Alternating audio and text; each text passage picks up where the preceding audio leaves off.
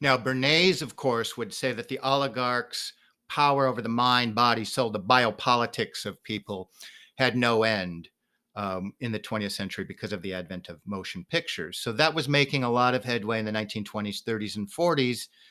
But by the 1950s, with the advent of television in the house, what some people might call a satanic stronghold right in the living rooms of people's houses. And what I'm saying has a little bit of an American slant, but if you're watching this in New Zealand or South Africa, it's really all the same program. So by the 1950s, those pictures that could be put in people's heads would be the fundamental way of moving majority opinion. And of course, Tocqueville would say this nature and the seed of democracy is this almost, it's a servile, fawning, obsequious, uh, servile position to what we perceive as being majority opinion. It's like a god. In the old world, it was the king. In the new world, it's going to be a majority. And we just think that it happens by accident. That's what we're taught. We never taught that the oligarch is the force behind this that creates, molds, shapes, and directs the majority opinion. So, as you know, Bernays would say, their tastes, their preferences have been molded by forces that they have never even seen or probably considered. Because we don't like that idea. We like to think that we're free and our minds are our own. But I'm talking about the core of what freedom means. Now, I'm not meaning that we can't break these chains, but we first have to recognize these chains.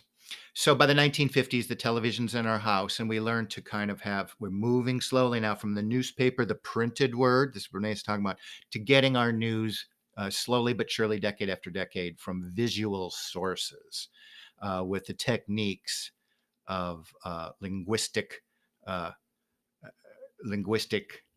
trickery behind them. So we see with the 1950s and the Cold War, there's a great form of mind control, which is consumerism. We have these things we've never had before. Things are brighter, faster, safer, seemingly, than ever before in our homes. So we have the, get out and buy, shop, shop, shop. And the flip side of that is the Red Scare, that the Soviets want to take all these things away from us.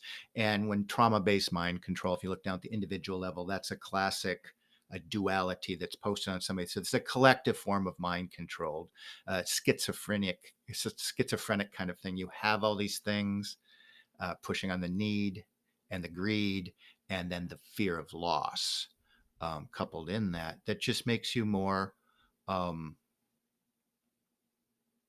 moldable by the oligarchical class. And it's a form of trauma based mind control. And I mean, this has become so much part of popular dialogue now that we have the smartphones and zombie nation and all that. We're kind of getting that. But this is where it's really getting kicked into gear with the advent of television. By the 1960s, there would seemingly be this new kind of adversarial journalism, this kind of revamping of the progressive era of muckraking. And it would be to some extent about going after the official narrative of the US involvement in Vietnam, and it would trip over into the 1970s about Watergate and these two heroic journalists that follow an extended lead after lead after lead, leading to the highest levels of power and taking down an American president. And so this was kind of fashionable for a decade, that people went to journalism schools to change the world and be progressive and so forth. The major newspapers involved in that were straight up CIA organs, and this is completely verifiable. So just bear that in mind when we think through the narrative that the journalists were really ever free and independent to criticize American foreign policy or anything else. But just think about the 1970s for a moment.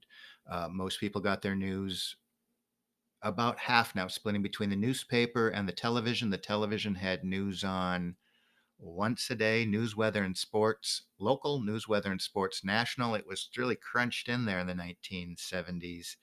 Um, and the big turnaround then would happen in the 1980s, where we would get cable television and the advent of cable news with CNN.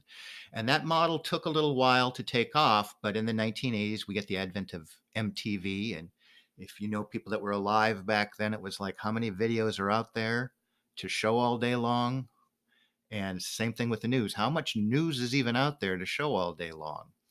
And by the 1990s, especially after the Gulf War, a famous expression in the media business, if it bleeds, it leads, and nothing bleeds like a war, whether it's the Spanish American War or the Gulf War.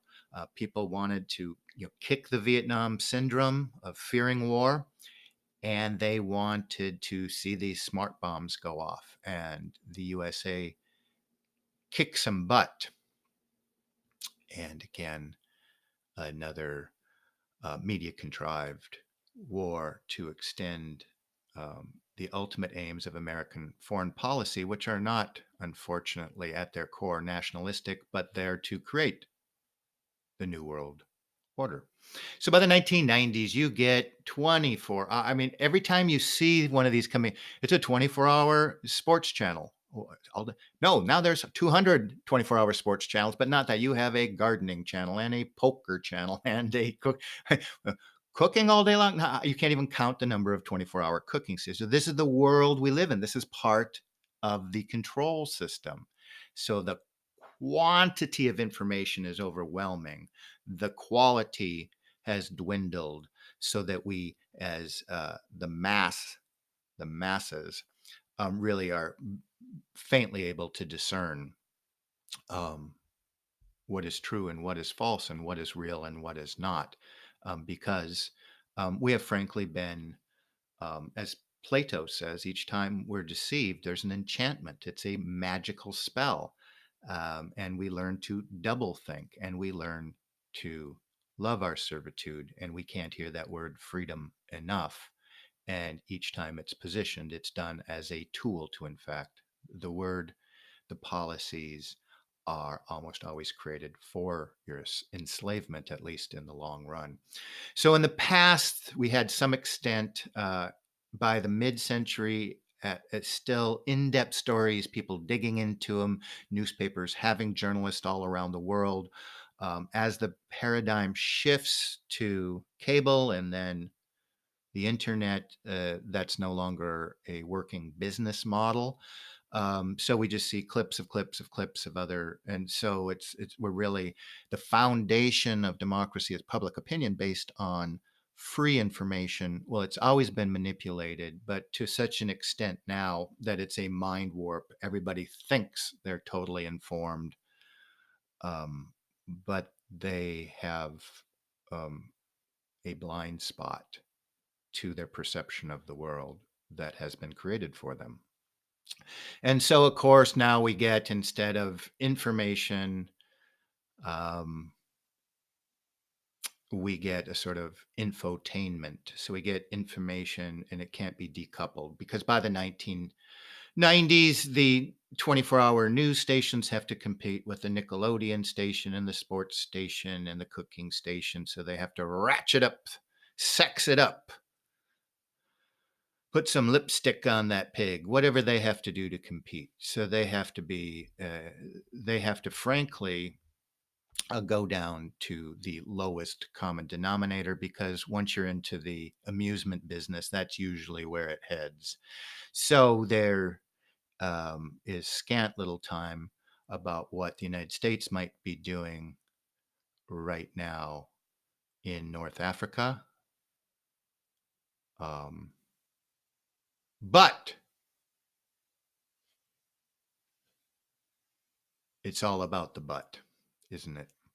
So,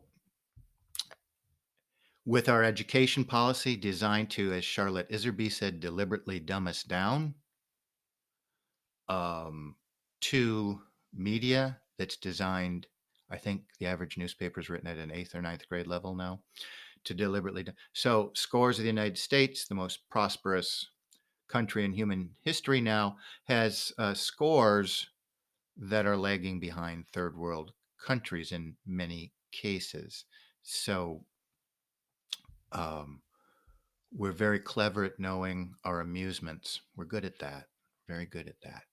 We know our we know our idols. We know them well and who they're dating,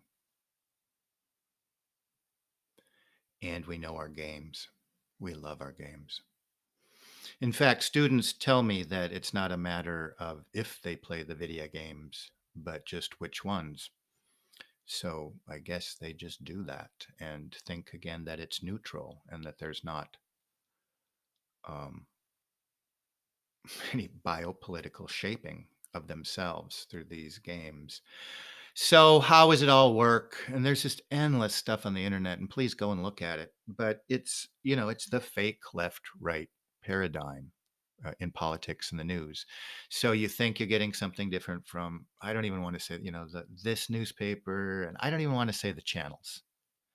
And so, how does it work? How do you spot this on the radio? They're always, it's those progressives or it's those neocons. He, the same people, this can be demonstrated, own all the newspapers and they have an agenda and they want to control you and they want to bring the world in a particular direction, i.e., the New World Order.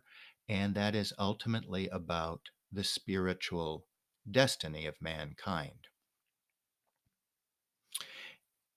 And if you don't have the capacity to see this, because this system has worked you down to the point that you're such a materialist that you even see yourself as a meat puppet, I would just invite you to start considering how those forces rule the world and how there might be more to this reality than meets the eye. And so, again, when you're in the cave and that image is projected on you and they're showing you the young woman, dare to see that old lady and those old techniques and that ancient agenda to bring this new world order into fruition and a whole nother level of population control. This has been Dr. Deep State.